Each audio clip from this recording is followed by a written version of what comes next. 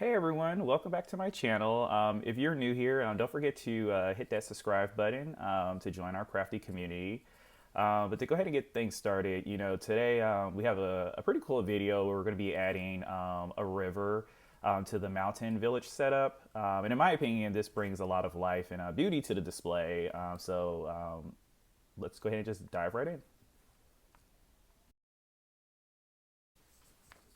All right, so this is a really cool find that I found on Etsy. I'll make sure I drop the store link in the description of this video. But as you can see here, it is a resin, I believe, river. Way nicer than anything I could make myself currently. So I'm really happy that I ordered this. And you'll kind of just see how we're going to kind of like incorporate it into the village. But initially I had that as a standalone for like a mini little setup, but then I just had to incorporate it into the bigger one. And as you can kind of see here, that's the place that I think, or that we're going to kind of incorporate the river in, kind of like playing along with that story.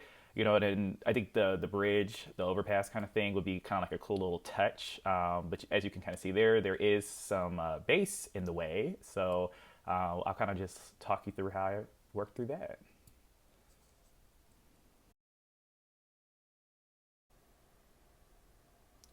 All right, so to start things off, I had to take down, the buildings and some of the accessories and, kind of like pull the base over to the side, kind of see just again, how much space we needed to incorporate that piece. And as you can kind of see here, there wasn't enough space on the bottom. So, what I decided to go ahead and do was basically to put the base of the mountain on top of it, but then basically elevating it. So, because obviously it wouldn't have been stable enough with some styrofoam to kind of like kind of create like legs, so it kind of like hovers a little bit, and then you could kind of like slide the river underneath it.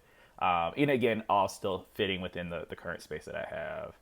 So just kind of like with a little bit of measuring and cutting the styrofoam there, you can kind of see I'm kind of like creating like basically little legs for the mountain base that I'll like hot glue on, and again that would just kind of like sit on top or hover above the river there. You can also see that from one of the other videos, the little ledges that I made, we lost a deer there. Sadly, they didn't make it, but I will be going back to Michael's to pick up some more. So that kind of like once I was confident that the river fits nicely there. Again, with the mountain base now having some styrofoam legs, which I went to go put some hot glue on. I think I showed a little. Yep, that's what it looked like. Then you can kind of see there that it's way more stable. You can kind of see that the river does now slide under it, and now I'm repositioning some of the previous materials just to kind of see like how the whole look comes together. So just kind of toying around, workshopping a little bit, making sure all my pieces kind of still fit.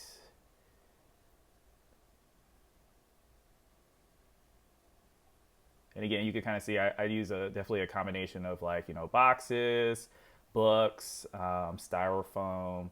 I think one of the things I really tried to do definitely with the mountain base is use a lot of boxes that were not I don't store the village pieces in, because I wanted that to be like kind of like a permanent go-to piece that I could use year after year and not have to worry about disassembling it with the decorations. Yep, and you can kind of just see here again. We'll add a little fisherman, some trees, and there you have it. And again, this is really going to take a whole new life once we kind of like cover it with the snow sheet. But again, just kind of getting the base right and getting all the pieces where they're supposed to be. But now you can kind of see that we do have that river now.